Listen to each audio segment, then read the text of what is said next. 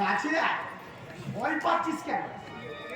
আমি বনের বাঘ না, ভাল্লুক চেপে কামড়ে দেব। আমার কাছে এগিয়ে আসবি না বলে দিচ্ছে। সারা এই পাহাড়ি বস্তির মাঝে এমন একটা কাঁচা সুস্বাদু মাল থাকতে পারে তা কিন্তু আমি বলতে পারি।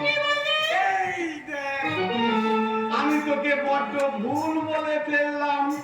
তোকে আমি শেষ না করে তোকে আমি সুস্বাদু বলে ফেললাম। চল বদলে কাছে কাছে পালিয়ে যা। দূর বাবা, মনে আমার রাক্ষসে খিদে, আর চোখের সামনে এমন একটা মত বড় মৌচা। আমি পান না করে কি যেতে পারি না?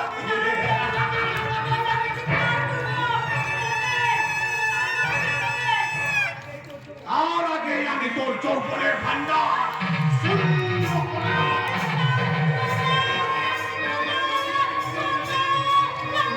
এই রে রে ছুরি।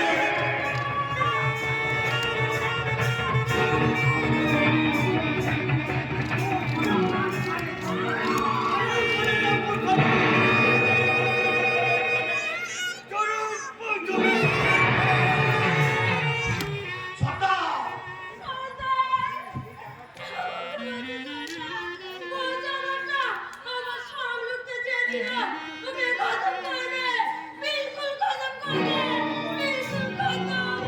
জীবনে ফুলমণি জীবন, আমার মহারায় নিজেকে রেগে হাতে পৌঁছাবে করতে কখনই মাফি পাবেন না।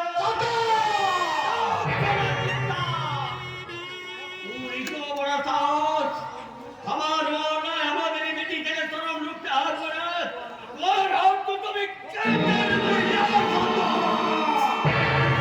আল্লাহ কসম, আপনি আর না ফিরলে এই শালা আমার পিস্তলে সব বুলেটগুলো তোর মাথায় ভেঙে যাবে।